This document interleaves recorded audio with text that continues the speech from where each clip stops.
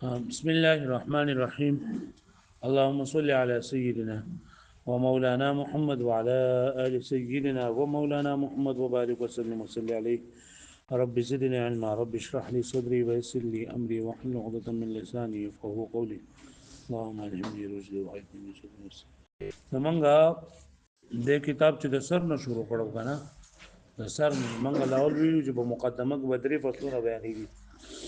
نو په اول فصل کې د کلمې ذکر وکړو او تعریف موضوع غرض او دا ویل شول. بیا هغې نه بعد د کلمې درې قسمونه چې اسم فعل او حرف دی. اسم تعریف وکړو، بیا د اسم علامات، بیا د فعل تعریف، د فعل علامات، اسم ته اسم ولي وي، فعل د فعل ولي وي، او حرف ته حرف ولي وي، د حرف تعریف. نو د دې ځای پورې چې کوم بحث وکړه نو هغه د اسماء او د افعالو. په اسماءو کې مونږه یو اول خدا ذکر وکړو چې اسم اول د اعراب او د بنا په اعتبار سره په دوه قسمه دی، معرب او مبني. نو معرب ذکر وکړو، د معرب تعریف یا په معرب باندې شپاړس قسمونه او د معرب باندې 9 قسمه اعراب چې کوم جاری کیږي نو اصناف 9 هغه ذکر کړل. بیا منصرف او غیر منصرف ذکر کړل. غیر منصرف اسباب معنی صرف هغه مون ذکر کړل. دا غینه بعد به چې بدی کې بدی دا معرب حرف دی، معرب اسم دا بیا مرفوع وي یا به منصوب وي یا به مجرور وي. نو اته مرفوعات، 12 منصوبات، 2 مجرورات دا ذکر کړل. او دا غینه بعد 15 توابع دا ذکر کړل. بیا مبني با شروع کو. نو مبني کې اول د مبني تعریف، د مبني حکم، د مبني اقسام او د مبني اته قسمونه د اسم مبني چې اسم غیر متمکن ورته هم ویل کېږي. دا غي اته قسمونه دا ذکر کړل. بیا دا غینه بعد په خاتمه کې د اسم یو څو تقسیمونه نورو د متذکر او تانیث په اعتبار سره مذکر مؤنث، د مؤنث سماعي قیاسي، مؤنث حقیقي لفظي، او د تعریف تنکیر په اعتبار سره معرفه نکره، د معرفي اقسام او اسماء العدد واحد تثنیه جمع، بیا د جمع سبق د تثنیه او تمیز بسنګ راځي څنګه نه راځي. نو هغه خبره اترې چې نن دا وشولې او په دغه باندې د اسم باز ختم شو. بیا فعل شروع شو. نو په فعل کې اول د فعل تعریف خو مخکې مونږ کړو. نو د فعل درې قسمونه دي: ماضي، مضارع، امر. د ماضي تعریف، بیا د ماضي ته جوړولو طریقه او د ماضي چې نن دا به اخر با په کم حرف باندې مبني، په کم حرکت باندې، کله به فتحه راځي، کله به ضمه راځي او کله چې نن دا په دې باندې سکون راځي. نو مضارع وي، مضارع ته مضارع ولي وي. مضارع معرب ده د سوجنه د اسم سره مشابهت ته په څلور خبرو کې هغه ویل شو. بیا د فعل مضارع چې نن یا به مرفوع وي یا به منصوب وي یا به مجزوم وي، څلور اصناف ذکر کړل. بیا دا مرفوع به کله وي، منصوب به کله وي او مجزوم به کله وي، دا ذکر کړل. دا غینه بعد د امر باسه کو چې امر ستوي لګي، د امر د جوړولو طریقه سره څنګه به جوړو او ویل شو. دا غینه بعد فعل مجهول داغه او فعل مجهول له جوړولو طریقه، بیا افعال مقاربه، افعال ناقصه،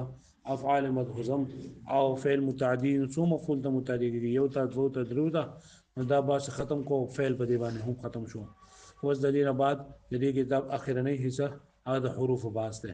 نو د حروف د حرف جمع او حرف په لغت کې په معنی د طرف سره راځي او په اصطلاح کې حرف دې ته ویل کېږي چې دا هم په کلام کې په طرف کې واقع وي. په طرف کې د واقع کېدو نه مطلب دا دی چې دا باندې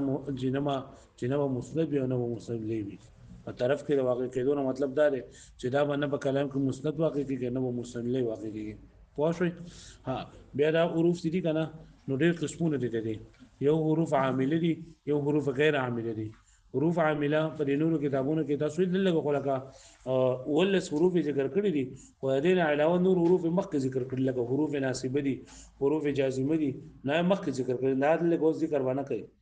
دلته کې ولس قسمه حروف دې ذکر کوي چې په دې ولس قسمه حروف کې درې قسمه حروف دې سړي چې هغه لفظي تور باندې عمل کوي او نور دا حروف دې دا معنوي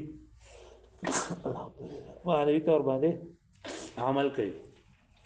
لفظي عمل صحیح، لفظي عمل دی ته لګي چې احکاری لکه دلته حروف جاره دي. نو حروف جاره دا عمل کوي چې دا اسم لجر ور کوي. دا شان دي حروف مشبہ بالفعل دي. د حروف مشبہ بالفعل په مبتدا خبر داخلي او مبتدا لرفع خبر نه نسب ور کوي. حروف نداء دي جدا په اسم باندې داخلي اسم له نسب ور کوي په مختلف حالتونو کې. دا شان دي موږ مخکې ویلو حروف ناصبه د فعل مضارع له نسب ور کوي، فعل حروف جازمه فعل مضارع له جزم ور کوي. خو په دې کې بعض حروف د سړي چې غیر عامل دي، لکه اوس حروف عاطفه دي یا حروف تنبیه دي، حروف تحزیز دي، حروف تفسیر دي. نو دا معنوي تور باندې عمل کوي او لفظي تور باندې عمل نه کوي. نو دلته کې په دې کتاب کې وسو دا د حروف د هر حروف کم دي چې کم په دې کې کم کم حروف راځي او بیا په هغه حروف کې د دې عمل سره خالي نو دا حروف چې دلته کم ذکر دي کنه نو دا حروف تاسو په دای کې هم ویلي په شرم تعامل کې په شرم تعامل کې جدا دا یو قسم له خلاصو مونږ بل حروف تاسو دلته یاد کړل دي حروف دا عمل تاسو دلته یاد کو جدا حروف د دې معنوي تور باندې عمل د ارث د دې لپاره د دې لپاره راځي نو دلته خلق لږ ذکر شوی دي بیا د خیر سره په اصول فقه چې تاسو وایي کنه لکه آینده کال به تاسو ان شاء الله اصول الشاشي وایي بیا نور الانوار وایي بیا به حسامي وایي نو په دې او بیا توضیح دي نو په دې څلور کال کې بیا اصول فقه ده نو پای کې د حروف مستقل بحثي او حروف معانی اې د ویل کېږي نه حروف چې دای معنی وي نه هغه حرف د کم کم معنی د لپاره د حروف راځي نو چې دلته تاسو سن سه زده کړل کنه نو تاسو ته مبارک بیا لږ اساني به ده ان شاء الله صحیح ده اوس وګورئ دا القسم الثالث في الحروف دریم قسم د کلمې لکه دی ویلو چې کلمه په څو قسمه ده په درې قسمه ده کنه اسم د فعل او سره حرف دی نو اول اسماء ذکر شو بیا افعال او د حروف نه القسم الثالث في الحروف دریم قسم د کلمې هغه د حروف په باس کې وقد مزا تعریفه او د دې تعریف مکه در شوی ده هما تاسو نو ورو کنه څه ته وای حرف څه ته وای حرف په لغت کې به معنا د طرف سره دی او دې ته حرف ولي وای او حرف تعریف سره کلمه لا تدل على معنى في نفسها يعني هغه کلمه چې صبر وسره بل کلمه نه یوز شي نو خپل معنا نه ورکوي خپل معنا نه ورکوي او چې کله وسره نور کلمه یوز شي نو بیا د خپل معنا جنن دا ورکوي اول دغه دا سوی چې حرف ته نه یاد وو اسمونو په منځ کې راځي یا یو اسم او د فعل په منځ کې راځي یا دوه جملو په منځ کې راځي دا شروع کنه بیا دا چې دغه علامات او د حرف علامات کم دي نو کوم علامات چې په اسم کې او په فعل کې نه لري فعل او د اسم د علاماتونو چې علاوه کوم دي ټول د حرف علامات دي واقسامه 17 قسما او د دې اقسام چې د څو قسمونه دي ولس قسمونه دي سوري ولس الله تاسو پروس کال تاسو یې چی نو تاسو نو امید ولو کنه پروس کال ها نو په امید کې 14 تقریبا چې د حروف غیر عامله ذکر کړو حروف غیر عامله او حروف عامله په دې کې ذکر کړو چې وو حروف عامله چې بنځه په اسم داخليږي او ځدوچنن دا په حرف باندې داخليږي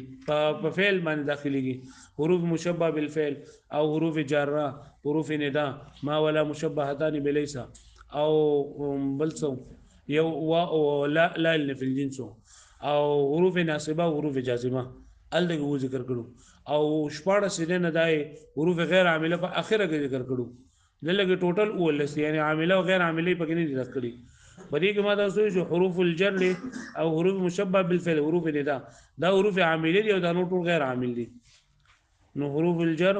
والحروف المشبهة بالفعل وحروف العطف وحروف التنبيه وحروف النداء وحروف الإجابة وحروف الزيادة وحرف التفسير وحروف المصدر حروف التهزيز حرف التوقع حرف الاستفهام وحروف الشرط وحرف الردع وتاء التانيث الساكنة والتنوين ونون التأكيد دا اول قسمونه دي نه د هر چیرې په خپل ځای کې به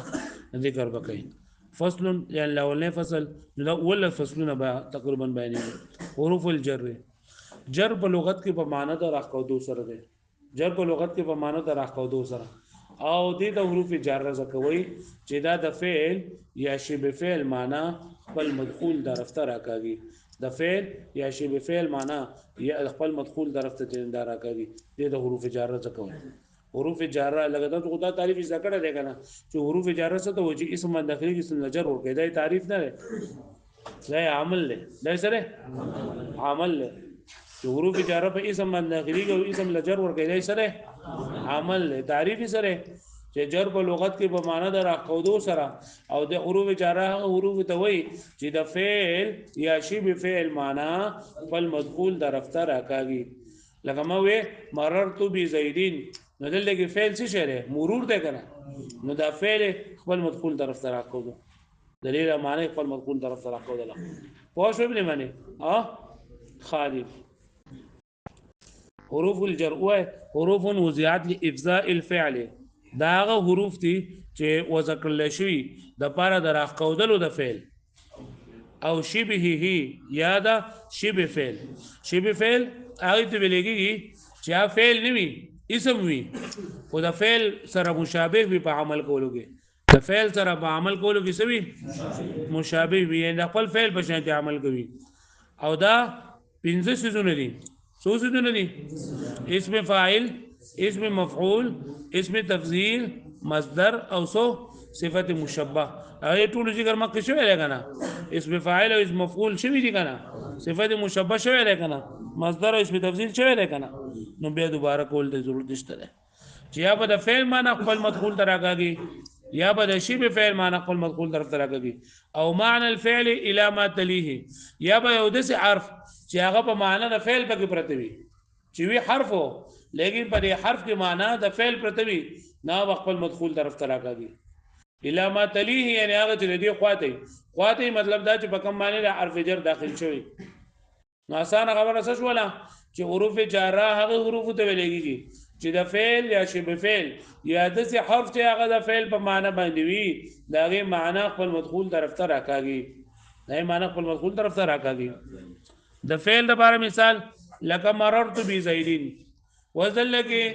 دا مررت مرور دا فعل دی، د دې مرور معنی د خپل مدخول طرف ته دې ترقو ده.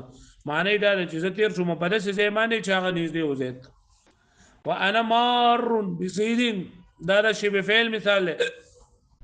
چې د شبه فعل معنی خپل مدخول طرف ته راکاږي. وهذا في الدار ابوك، هذا دا په معنی د اشیر باندې دی. هذا په معنی د اشیر اسم اشاره ده کنه، اے اشیر الیه فیها جزئی اشاره کوم ته په دې کور. وهي 19 حرفا، او دا څو حرفونه دي؟ ولس نو دلته کې نو لس لیکلي سوی غلي او اصل کې سوري ولس. تاسو اوس د دې حروف جاره شعر او د دې حروف ټول وای. نوعي اول هفته حرف جر ودميدا يقين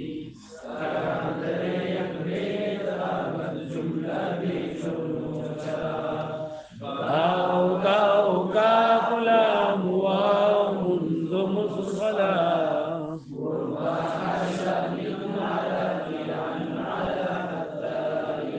نو بای منغه غراوري دی دا وری درجه نه چې دا حروف جاره ولستی او دلته دی وای چې نولستی نه دوه پکې دا نه جوړي وینا دا دغه ولس حروف جاره دي او دا پکې تا قسمیه او واو قسمیه دی پکې جدا ذکر کړي. یعنی موږ پکې تا په یو کې حساب کړو دا تا معنی و بیانو کنه. او دا تا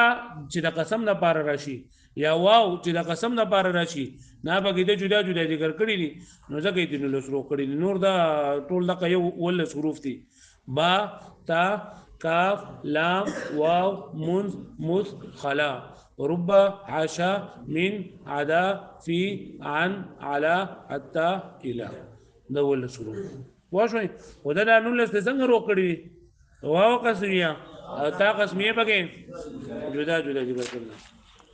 من پدې کې اولنې چې نه دا من ده پلندو الفاظو کې دا ووري چې من دې کنه نو دا راځي دا ولس ما دا دغه سلور مانو د پاره دلته چې په کتاب کې کم ذکر کړی دي. دلته چې په کتاب کې کم ذکر کړی دي نو مين د سو مانو د پاره دي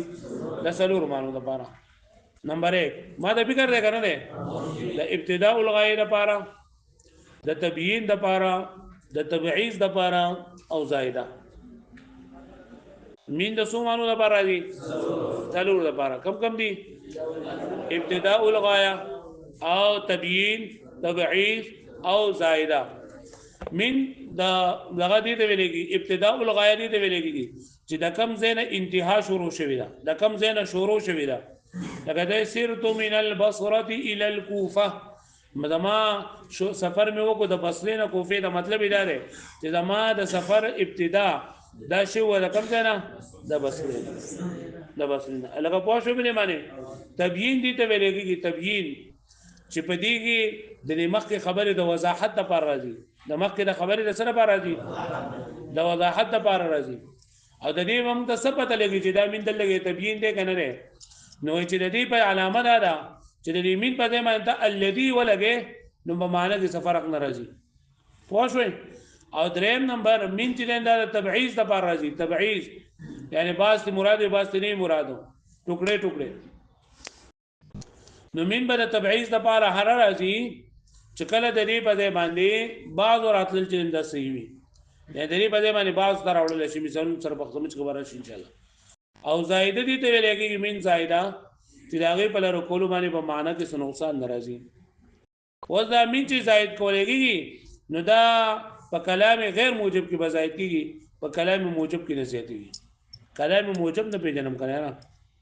چې بایږي نفي نه استفهام نه وي نو کلام موجب دی او چې په کې جو بیا سره کلام غیر موجب دی. پوښوي نو مين د سومانو د بار راځي سلو ما د بار نمبر 1 معنا سره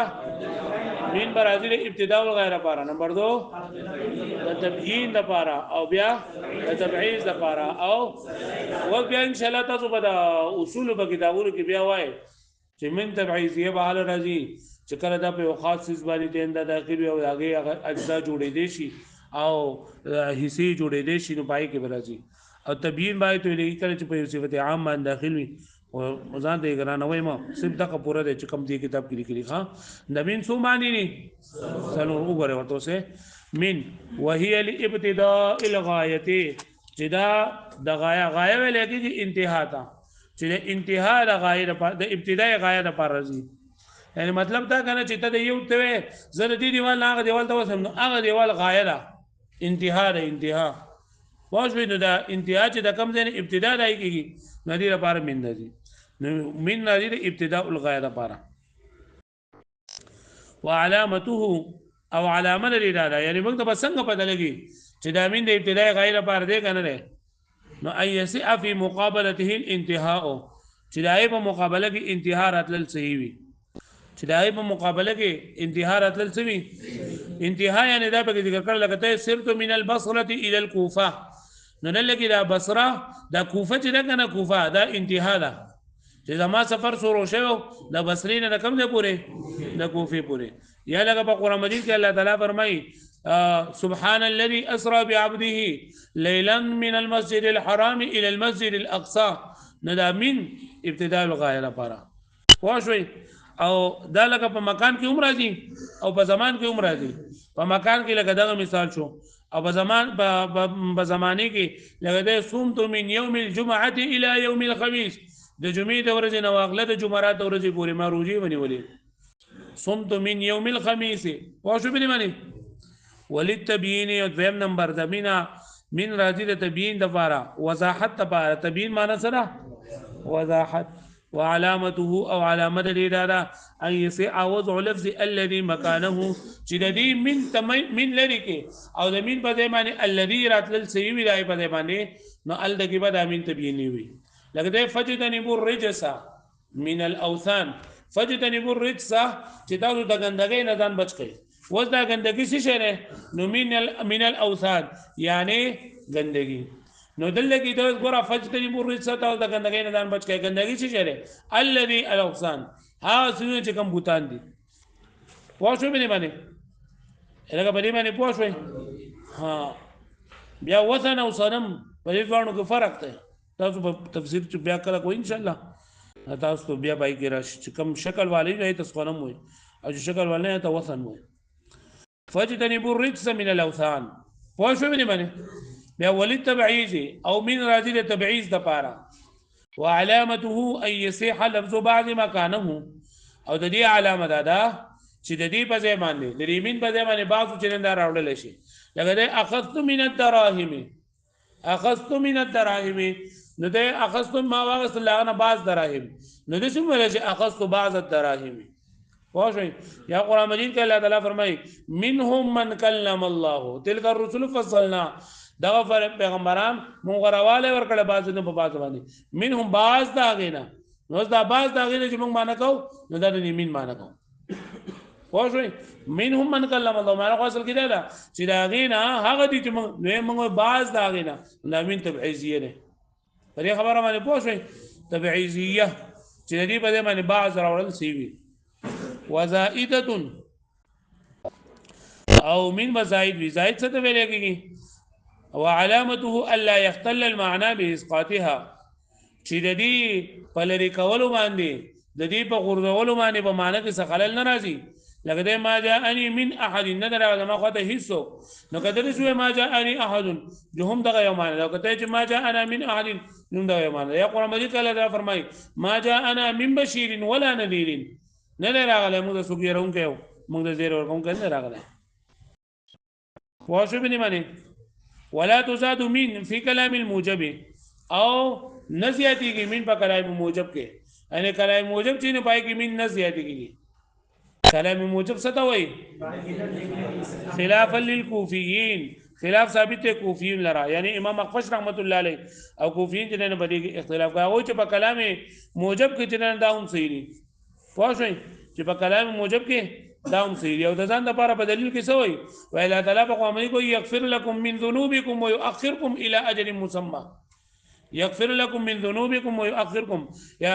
نويدا يغفر لكم بذنوب يغفر لكم من ذنوبكم جل تعالى فرمایي چې تاسو ګناهونه با نوح عليه الصلاه والسلام ان ارسلنا نوحا الى قومه من نوح عليه السلام ته حکم وکړو ان انذر قومك چې خپل قوم يروا من قبل ان ياتيهم عذاب اليم مخکې چې تدرناک عذاب راشي او بیا باندې ان اعبدوا الله واتقوه واطيعون يغفر لكم تو الله عبادت کوئی دا نه لري ما تابعداري کوئی يغفر لكم من ذنوبكم الله تعالی به تاسو ګناهونه معاف کړي اوس دلته کوئی دا من ذنوبكم دا من چې دا زائد ده نو ته خو یې دغه په کلام موجب کې دا نه راځي من ولې زائد ده زکه زائد ده چې الله تعالی فرمای ان الله يغفر الذنوب جميعا الله تعالی ټول ګناهونه معاف کوي او دلته کې چې يغفر لكم من ذنوبكم الله تعالی با دلته من ته به ځي ولا معنی نه سيږي الګه پوښښ په نه معنی نو جواب د دې دا ورکړل شوی دی چې دلته کې من ذنوبکم دا من چې نه دا تبعیضیه ده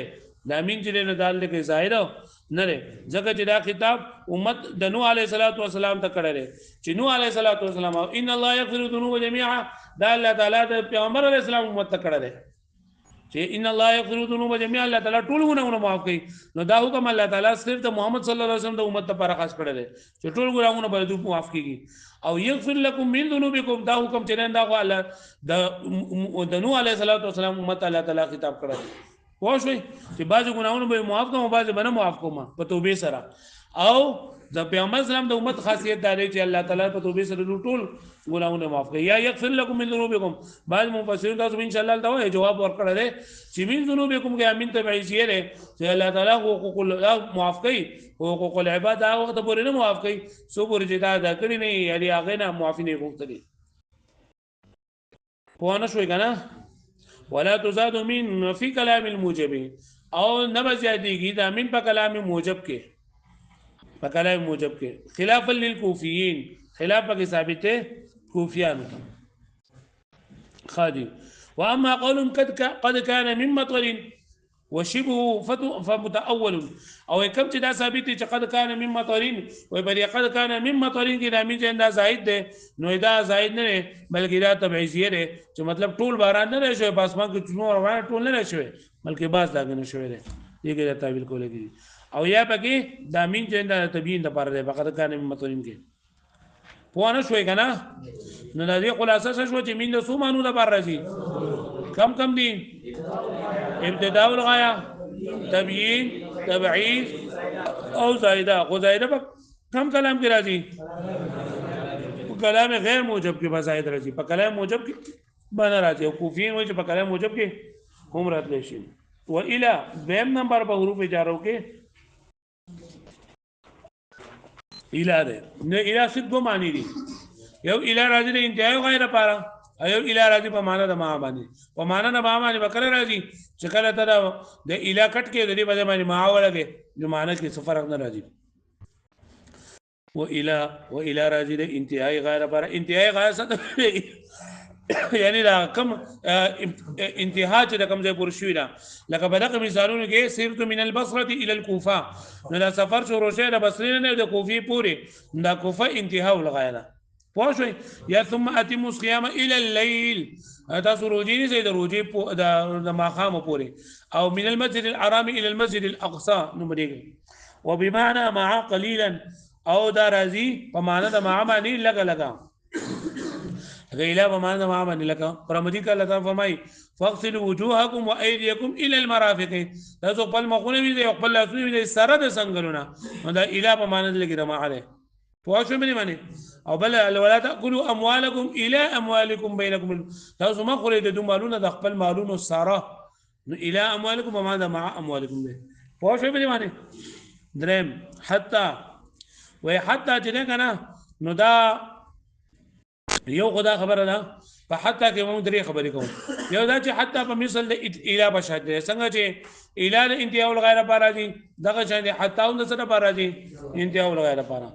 دویم دا ده چې الته موږ ویلو په اله چې اله په معنا نه ما باندې راځي لګا او دلته موږ حتی په معنا د اله باندې راځي ډیر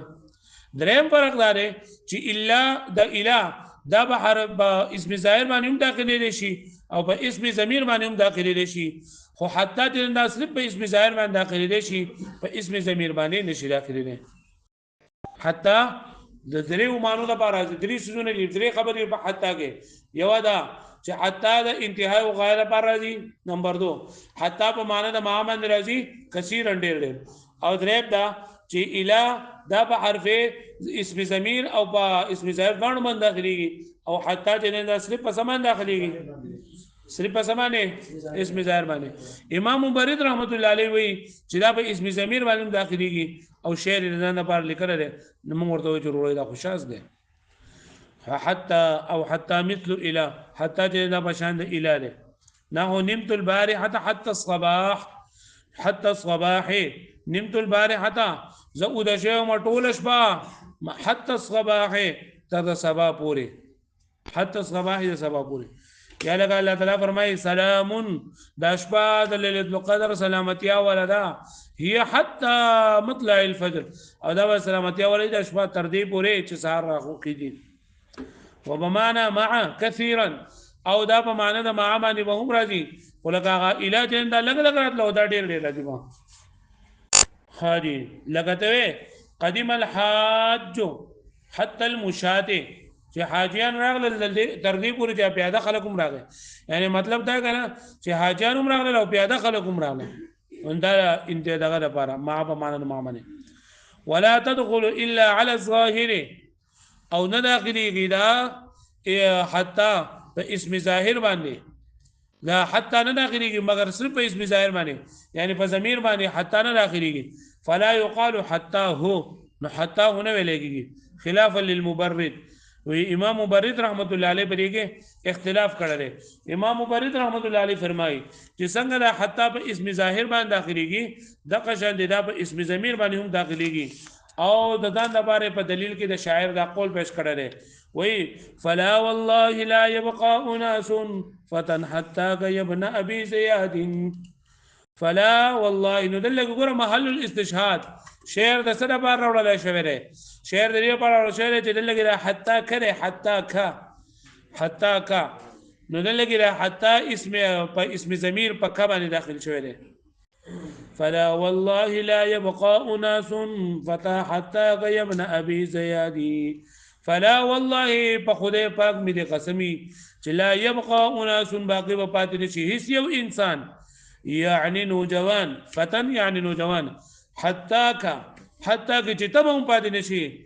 ابن ابي زياد اے دا ابو زياد بچیا اله په نه شوي فلا والله لا يبقى اناس قسم دې په الله باندې چې هیڅ یو انسان يعني نوجوان بچوندې پاتې نشي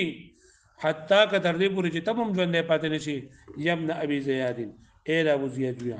خو شوي دې دغه تا دغه کوي ابو زیاد دا بچي چې باغ ټیم کو بادشاہ هغه رہی چې دا غره په خلکو باندې ظلمونه مکوا په خلکو باندې تکلیفونه مرسوا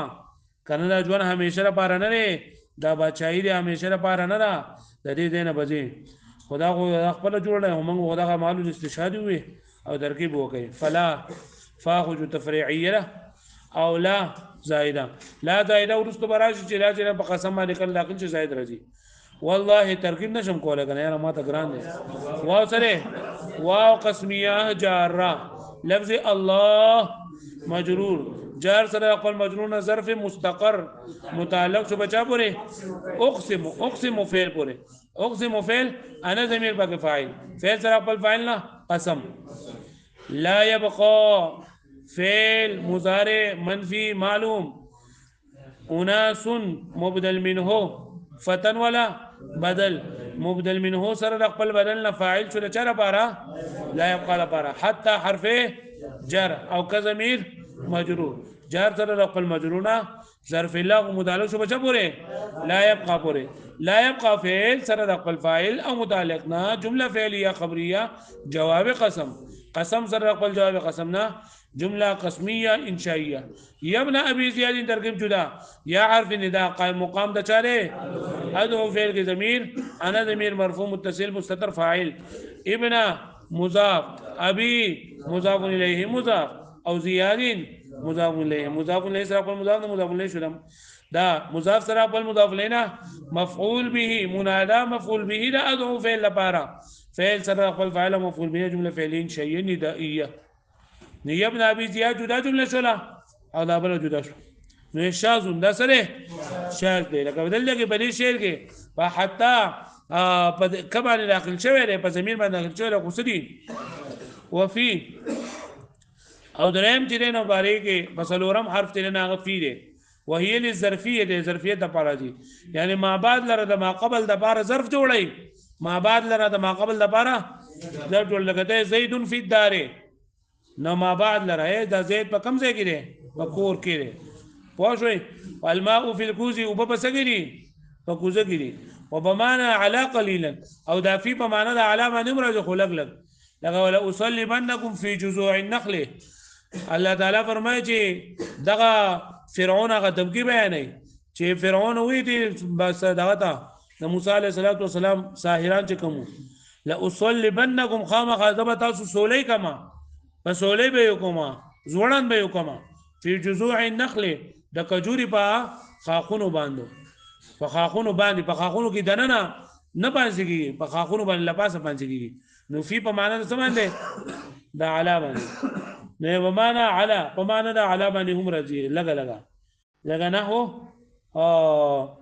لا ولا اصلبنکم خامخذ په سولې کم تاسو فی جذوع النخل با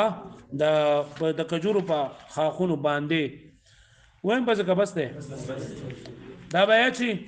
نن سبق کې موږ یو حروف تعریف کو د حروف موږ دا ویل چیرې ولا اقسام دي سبق عامله دي سبق غیر عامله دي او بیا موږ د حروف جاره تعریف کو او حروف جاره چې دا اول لستی دی او جنول لسته کو لګا دا به تاسو به سبق وی چې له څه پته ولګي او په دې کې من د اله او د حتا او د فی په باره کې موږ بحث کو دا معنی او مثالونه دا بیان کړل دا شروع کوي نظم عامل